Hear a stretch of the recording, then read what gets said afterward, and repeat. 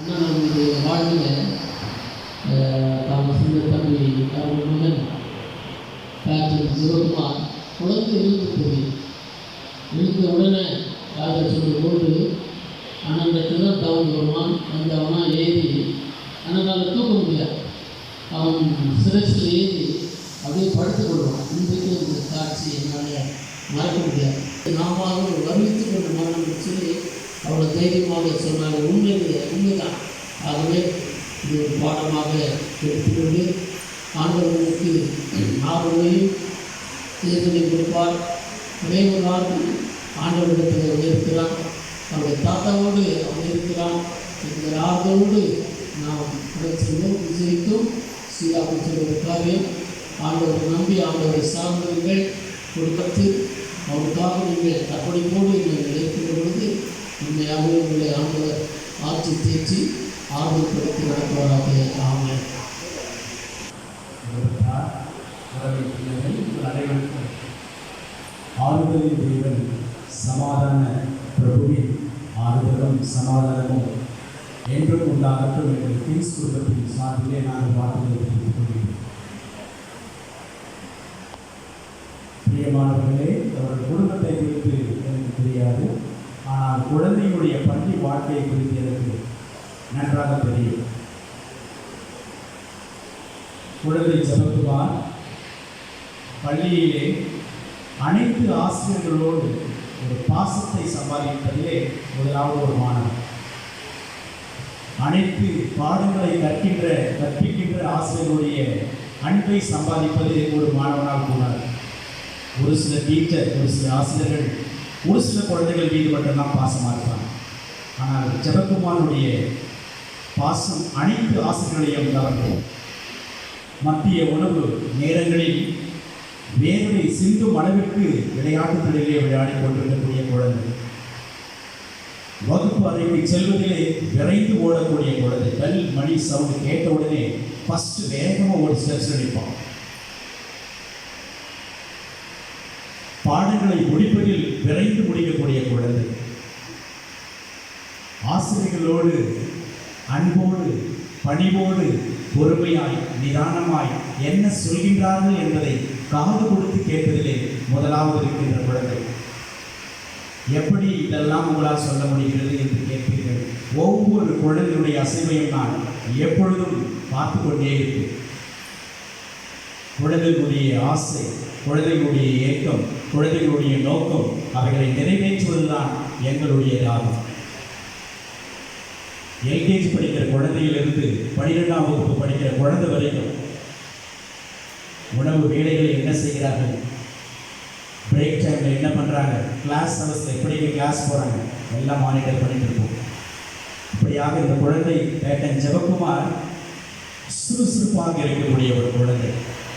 அநேக நேரங்களில் காலை தொழுகைக்கு வருவதற்கு முன் ஒரு சில நாட்களில் அவன் 5 நிமிடம் 10 நிமிடம் தாமதமாக வருவான். அழைத்து காரணத்தை கேட்பேன். கேட்கின்ற பொழுது பொறுமையாக ரொம்ப மிகவும் பேசும், ரொம்ப சைலண்டாக. ஒரு சில குழந்தைகள் சார் பிரேக் டவுன் ஆகிடுச்சு, ஆட்டோ நின்று போச்சு, வழியில் வர முடியல, பஞ்சர் ஆகிடுச்சு வண்டி, யோசிப்பான் என்ன சொல்கிறது. பொறுமையாய் நிதானமாய் அப்படிப்பட்ட ஒரு குழந்தை. எல்லாவற்றுக்கும் ஒரு காலம் உண்டு. நம்முடைய வாழ்க்கை என்பது ஒரு பெரிய பயணம். தேர்தலில் நாம் பயணம் செய்கின்ற பொழுது, நம்முடைய திடல் வருகின்ற பொழுது நாம் எங்குதான் ஆக வேண்டும். ஒரு சிலர் நெடுந்தூரம் செல்வார்கள், மணிக்கணக்காக செல்வார்கள். அவர்களுடைய வாழ்க்கை முடிவு வெகு தூரமாக இருக்கும். ஒரு சிலர் சற்று 1 மணி நேரம் வந்தவுடனே அவங்க வழித்தடல் வந்துவிட இறங்கி விடுவார்கள். ஒரு சிலர் ஏறி கொஞ்ச நேரம் ஆக உடனே இறங்கிடுவாங்க. ஆம், நம்முடைய வாழ்க்கை அப்படிப்பட்டது தான். நம்முடைய எங்கே இறங்கணும்னு சொல்லிட்டு ஸ்டாப்பிங் இருக்கோ அந்த இடத்துல இறங்கி தான் ஆக வேண்டும். எல்லாவற்றையும் நிதானிக்கின்றவர், எல்லாவற்றையும் தீர்மானிக்கின்றவர் நம் இறைவன் இயேசு கிறிஸ்து. அவருடைய தீர்மானம் இல்லாமல், அவருடைய அனுமதி இல்லாமல் ஒன்றும் நடைபெற முடியாது. நாம் என்னதான் பிரயாசங்கள், என்னதான் முயற்சிகள், என்னதான் ஏக்கங்கள், என்னதான் ஆசைகள் கொண்டிருந்தாலும் எல்லாவற்றையும் நிறைவேற்றுகின்றவர், அனுமதிக்கின்றவர் இறைவன். நாம் இப்படியாக யோசிப்பதற்கு பிரியமானவர்களே, தமக்கு பிரியமானவர்களை, தமக்கு அன்பானவர்களை இறைவன் ஒருவேளை இவ்வுலக பாடுகளிலிருந்து விரைவில் அழைத்துக் கொள்வார் என்று யோசிப்பேன். அப்படிதான் குழந்தை பேட்டின் ஜபக்குமாரையும் யோசிக்கிறேன். மகனே, நீ உலகத்தில் இருந்தது போதும், என்னோடு வந்து என்னுடன் அமர்ந்து கொள், என்னுடன் வாழ் என்று அழைத்திருப்பார் என்று யோசிக்கின்றேன். நாம் விசுவாசத்தோடு காத்திருப்போம், விசுவாசத்தில் திடப்படுவோம், பலப்படுவோம். இயேசு கிறிஸ்து வருவார் விரைவில். அப்பொழுது நாம் முகமுகமாய் குழந்தையை பார்ப்போம் என்ற ஒரு விசுவாசம் நமதில் திடப்பட வேண்டும், பலப்பட வேண்டும். குடும்பத்தாருக்கும் பெற்றோர்களுக்கும் அனைத்து உறவின் பிள்ளைகள் உங்கள் ஒருவருக்கும் இயேசு கிறிஸ்துவுடைய சமாதானமும் ஆறுதலும் என்றும் நிலைத்திருப்பதாக. ஆமென். திருமதி பாடுவா ஏசியா 55ஆம் அதிகாரம் வசனங்கள் 6 தொடங்கி 11 முடிய. ஏசியா 55ஆம் அதிகாரம் வசனங்கள் 6 தொடங்கி 11 முடிய. கர்த்தரை கண்டடைத்தக்க சமயத்தில் அவரை தேடுங்கள், அவர் சமீபமாய் இருக்கையில் அவரை நோக்கி கூப்பிடுங்கள். துன்மார்க்கன் தன் வழியையும் அக்கிரமக்காரன் தன் நினைவுகளையும் விட்டு கர்த்தரிடத்தில் திரும்ப கடவன். அவர் அவன் மேல் மனதுருகுவார். நம்முடைய தேவனிடத்திற்கே திரும்ப கடவன். அவர் மன்னிக்கிறதற்கு தயை பெற்றிருக்கிறார். என் நினைவுகள் உங்கள் நினைவுகள் அல்ல, உங்கள் வழிகள் என் வழிகளும் அல்லவென்று கர்த்தர் சொல்கிறார்.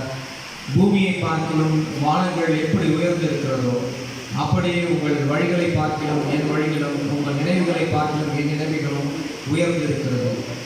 மாரியும் உறைந்த மழையும் வானத்திலிருந்து இறங்கி அவ்விடத்திற்கு திரும்பாமல் பூமியை நனைத்து அதில் முளை கிளம்பி விளையும்படி செய்து விதைக்கிறவனுக்கு விதையையும் புசிக்கிறவனுக்கு ஆகாரத்தையும் கொடுக்கிறது எப்படியோ அப்படியே என் வாயிலிருந்து புறப்படும் வசனமும் இருக்கும்.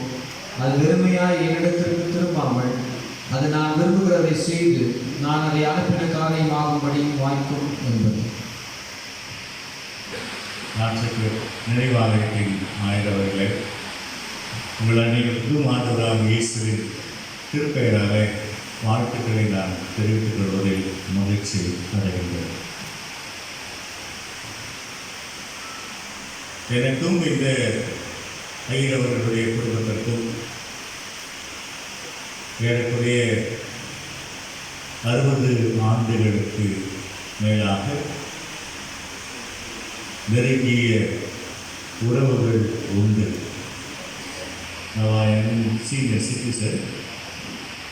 ஆனால் என்னுடைய பெற்றோர்களின் மூலமாக இந்த குடும்பத்தோடு, ஐயரவருடைய குடும்பத்தோடு, ஐயரவருடைய பெற்றோருடைய குடும்பத்தோடு